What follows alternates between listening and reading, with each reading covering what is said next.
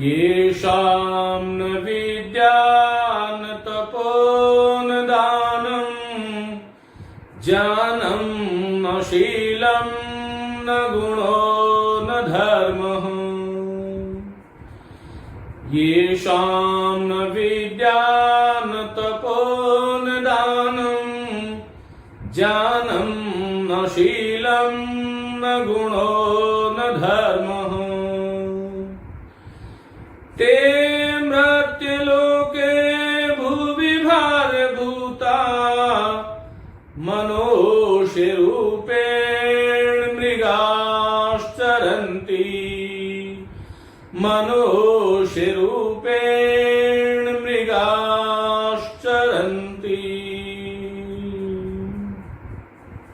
नमस्ते भवतां सर्वासां च हार्दिकं स्वागतम करोमि। मित्रों, हम लोग संस्कृत शब्द पढ़ रहे थे, लेकिन इससे पहले जो भी हमने एक नीति पद्य बोला, मुझे नहीं लगता कि जो संस्कृत थोड़ी बहुत भी जो संस्कृत का स्वाध्यायी व्यक्ति है उसने ये श्लोक, ये पद्यांश कभी सुना नहीं होगा। भर्तृहरि का बहुत ही महत्वपूर्ण ये नीति श्लोक है। ये कह रहे हैं कि येषाम न विद्या न तपो न दानम। इसमें ऐसे मनुष्य की कल्पना की गई है, ऐसे मनुष्य का वर्णन है जिनके पास विद्या नहीं है। येषाम न विद्या न तपो न दानम। कहते हैं कि येषाम माने जिनके पास, येषाम न विद्या जिनके पास विद्या नहीं है, जिनके पास तप नहीं है। तप का मतलब तपो द्वंद्व सहनम। विद्यार्थी का तो ये सबसे बड़ा लक्षण है कि वो परस्पर विरोधी जो धर्म है उनको जो है सहन करे, ये उसका तप है। सर्दी है, गर्मी है, बरसात है, कोई भी चीज है, कैसा भी है, चाहे कोरोना संकट है, लेकिन हमें हमारे तप को नहीं छोड़ना है। ये तप ही आपको शक्ति देता है, ये आत्म संयम का राह आपको बढ़ाता है। तो ये सामने विज्ञान तपो न दानम, और जो दान नहीं देता, दानम भोगम नासस तिस्रो गतयो भवन्ति वितस्य यो न ददाति न भुंक्ते तस्य तृतीया गतिर्भवति। दान सबसे बड़ा धर्म बताया गया है। तो जिसके पास दान नहीं है, अब जिसके पास धन नहीं है विद्या का दान दे सकते हैं। जैसे मेरे पास धन नहीं है तो मैं विद्या का दान तो दे ही सकता हूं। और कहा भी गया है अपूर्व कोशो विद्यते तव भारती। हे मां भारती, तेरा ये जो कोश है वो अपूर्व है। व्यय तो वृद्धिम आयाति, जितना इसका दान दोगे, जितना व्यय करोगे, वृद्धिम आयाति, ये वृद्धि को प्राप्त होता है। क्षयम आयाति संचयातः, और जितना इसको जो है संचय करने की कोशिश करोगे तो ये जो है क्षीणता को प्राप्त होता है। इसलिए कहा कि ये सामने विद्या न तपो न दानम ज्ञानम न शीलम न गुणो न धर्म। जिसके पास जो ज्ञानवान नहीं है, जो शीलवान नहीं है, जो गुणवान नहीं है, जो धार्मिक नहीं है, ऐसे व्यक्ति ते मृत्यु लोके, वो इस संसार के अंदर भूवि मानी इस धरती पर, सप्तमी विभक्ति है, भूवि मानी इस भूमि पर, भार भूतः, ये भूमि पर भार है। कैसे मनुष्य?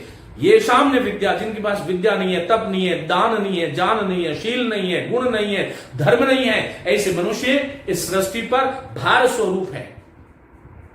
और आगे हमारा नीतिकार कहता है ते मृत्यु लोके भूवि भार भूता मनुष्य रूपेण मृगाश्चरन्ति। ये मनुष्य के रूप में तो आए हुए हैं, क्योंकि मनुष्य जन्म होना तो सहज है, लेकिन उसमें मानवता का आधान होना, मानवीय गुणों का आधान होना, ये बड़ा दुर्लभ है, जिसको बड़ा परिश्रम और कठिन मेहनत से कमाया जाता है, अर्जित किया जाता है।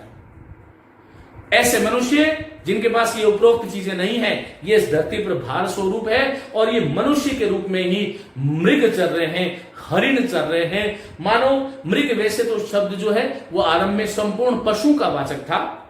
संपूर्ण पशु जो है वो मृग में आते थे, और पशु शब्द आरंभ में जब अपनी उत्पत्ति हुई थी तब संपूर्ण चराचर ये जगत जो है उस समस्त जीवों का वाचक था। क्यों था ये आगे हम बात करेंगे, क्योंकि ज्यादा लंबा हो जाएगा, लेकिन यहां से मैं शुरू कर रहा हूं मित्रों। आज संस्कृत शब्द रूप और हरि शब्द, कल इससे पहले वाली जो कक्षा थी उसमें हमने आकारांत स्त्रीलिंग, इकारांत स्त्रीलिंग और ईकारांत, जिसमें मैंने आपको रमा, मति, और नदी के रूप जो बताए थे, और उसमें कौन कौन सा स्थल है जहां पर आपको ध्यान रखना था, उसके बारे में भी मैंने बात करी थी। आज मैं आपके ले रहा हूं हरि इकारांत शब्द। तो वापस वो जो मेरी टेबल थी, तालिका जो बनाई थी, उसी को आधार बनाते हुए मैं आपसे कह रहा हूं कि इकारांत में मैंने आपको बताया था कि यहां पर विसर्ग लग जाता है। तो ये हमेशा ही ध्यान रखें कि इकारांत जो पुल्लिंग शब्द होता है उसमें प्रथमा के एक वचन में ये विसर्ग लग जाता है। यहां पर भी विसर्ग होता है हरयः, यहां पर विसर्ग होता है, ध्यान रखिएगा। ये प्रथमा विभक्ति जो है मित्रों, ये देखिएगा कैसे बनी। तो यहां पर हरि है। मैंने आपको ये बताया था कि कोई भी जो इकारांत शब्द है उसका द्विवचन, चाहे वह पुल्लिंग है चाहे स्त्रीलिंग है, उसका यदि द्विवचन बनाना है तो आपको दीर्घ कर देना है। तो हरि में ई जो छोटा है, ह्रस्व है, उसको दीर्घ कर दूंगा और रूप हमारा द्विवचन बनेगा। लेकिन इसके साथ साथ में ये टेबल अपने आप आपको बनानी आनी चाहिए कि जो ये है वो ये है, और यहां पर आपको म जोड़ना था केवल, और कुछ नहीं करना था। तो हरि के साथ में आपको क्या जोड़ना है बोलो?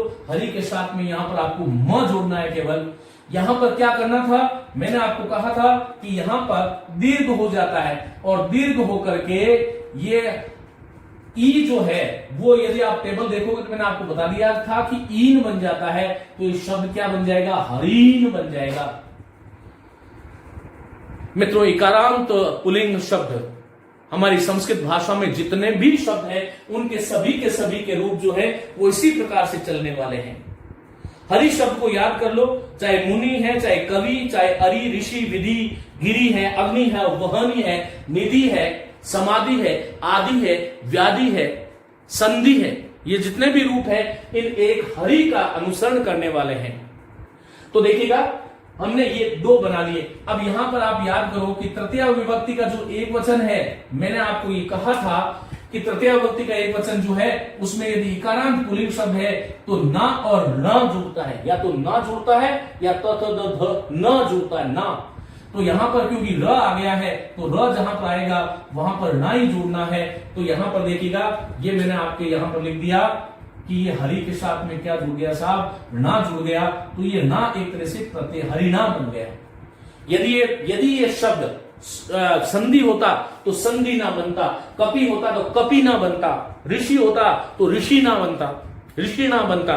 इस प्रकार से हमें ध्यान रखना है। यहां पर देखो तृतीया विभक्ति का आपको अपने आप लिखना है। देखो यहां पर हरि लिख दूं, कोई समस्या नहीं होनी चाहिए। और यहां पर कौन सा प्रत्यय लिखूंगा?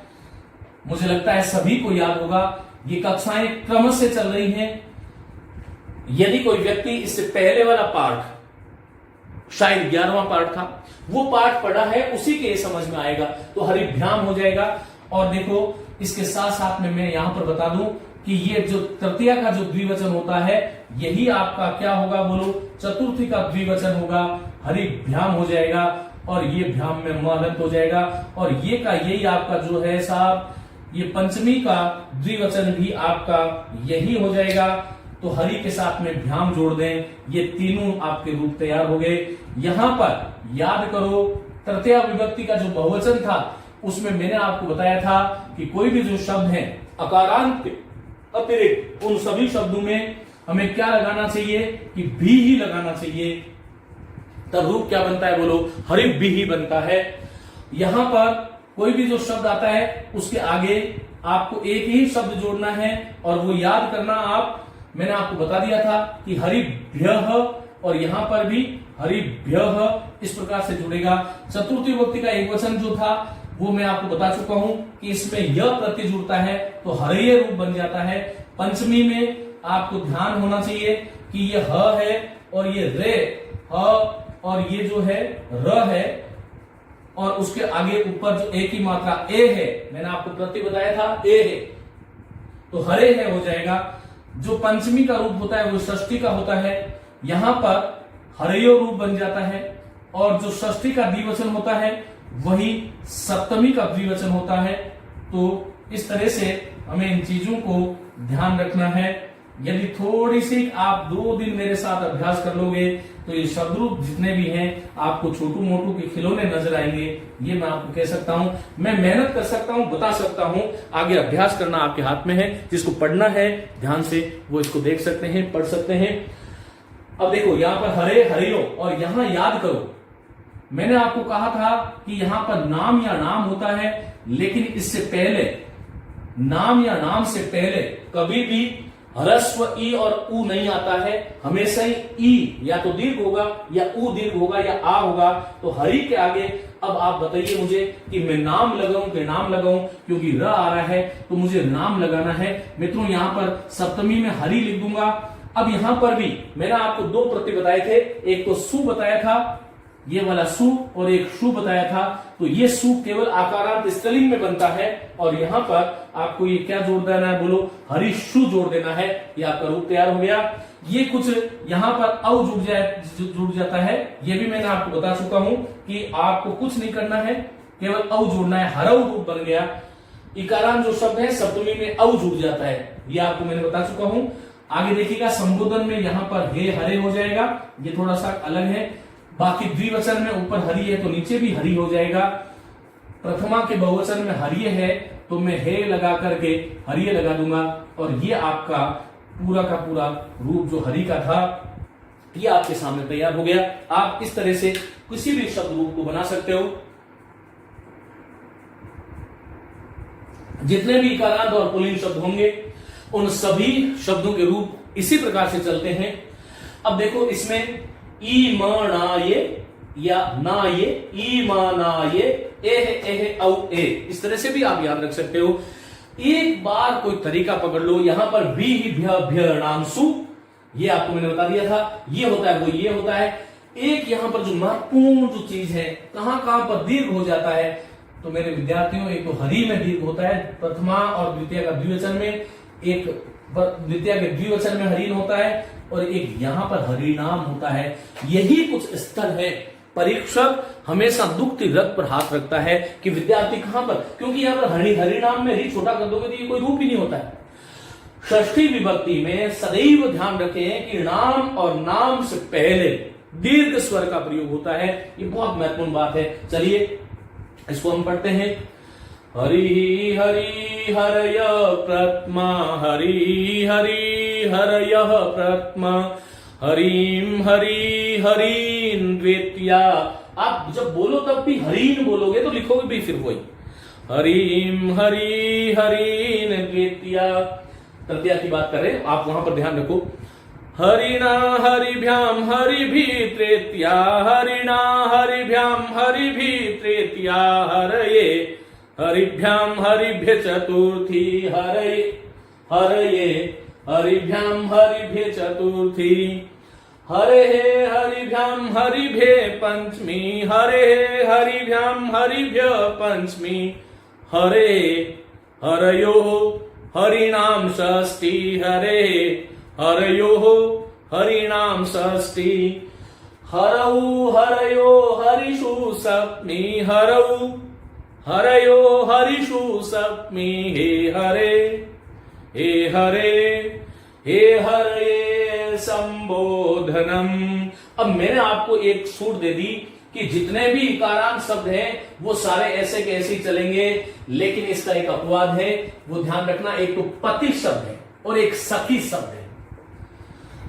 पति और सखी जो शब्द हैं वो हरि का अनुसरण नहीं करते, ये हमें ध्यान रखना है। पति और सखी के रूप थोड़े से अलग चलते हैं, ज्यादा अलग नहीं है लेकिन थोड़े से अलग चलते हैं। देखो यहां पर पति ही पति पतय, पतिम पति पति, यहां तक कोई दिक्कत नहीं। यहां पर देखो क्या बनता है, तृतीया में बन जाता है पत्या।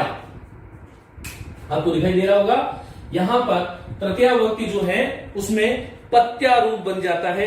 ये थोड़ा सा यहां पर जो है और कहीं पर भी कोई अंतर नहीं आता है। यहां पर हरिये है, यहां पर जो है वो पत्यई बन जाता है। यहां पंचमी में हरे की जगह पत्युहु बन जाता है, पत्युहु। यहां पर षष्ठी में भी पत्युहु बन जाता है। तो कुछ ज्यादा जो है वो रूप गड़बड़ नहीं है, लेकिन कुछ एक जो है शब्द उनको हमें देखना चाहिए मित्रों। इस प्रकार से हमें ध्यान रखना है। तो पत्या, और ये पत्य बनेगा, पत्या पत्ये पत्युहु पत्युहु, और यहां पर तो पत्यु ऐसे रूप बनेगा पत्यु। तो यहां पर कोई समस्या नहीं है, यहां पर हे पते बन जाता है हरि की जगह। मित्रों इसी तरह से सखी के रूप जो भी है, सख्या सख्ये सख्यु सख्यु सख्यु, इस प्रकार से माने कि पति और सखी जो है वो थोड़े से हरि का विरोध करते हैं 4 जगह। कौन कौन सी जगह है? तृतीया में यहाँ पर हरिना बनाए, यहाँ पर पति ना मत बनाना, पत्या यहाँ पर हरिये है, यहाँ पर पत्ते खैर बना सकते हो, पूरा है यहाँ पर तो आधा है। यहाँ हरे है लेकिन यहाँ पर पत्यु हूं, यहाँ हरे है पत्यु हूं, और यहाँ पर पत्यु, इस प्रकार से रूप चलता है। थोड़ा सा अंतर है, बाकी कहीं भी कोई अंतर नहीं है। तो पति और सखी आपको इस तरह से चलाना है। तो ये मुझे लगता है कि इसमें कोई समस्या नहीं है। आगे हम बढ़ जाते हैं, उकारांत शब्दों की बात करते हैं हम। और उकारांत में हम ले लेते हैं एक गुरु शब्द जो कि पुल्लिंग है, और गुरु शब्द ह्रस्व वाला है, पुल्लिंग शब्द है। तो ये कैसे इसके रूप चलते हैं, चलिए आइए, इसी के साथ में इकारांत और उकारांत हमारा संपूर्ण हो जाएगा। तो मित्रों ये देखो, मैं डायरेक्ट लिख देता हूं, ये प्रथमा है, ये द्वितीया है, ये तृतीया है, चतुर्थी है, ये पंचमी है, ये षष्ठी है, ये सप्तमी है, और ये संबोधन है। अब देखो यहां पर आपको ध्यान रखना है, ये एक वचन होगा इसका, ये द्विवचन है, और ये बहुवचन है। हम इस प्रकार से इसको संकेत में मान लेते हैं। चलिए मैं इसके साथ में तुरंत आपके सामने लिख देता हूं ये, और आप इसका अभ्यास कर लीजिएगा, क्योंकि रिवीजन ही डिवीजन है। जितना अच्छा पढ़ोगे, जितना अच्छा सीखोगे, उतना ही जीवन में आगे आपके साथ अच्छा होने वाला है। तो पहले हम ऐसे बना लेते हैं, और फिर जो है अब हम जैसे जैसे आगे बढ़ेंगे तो रोज ये टेबल बनाने की भी जरूरत नहीं होगी, इसमें समय जो है व्यस्त होता है आराम से।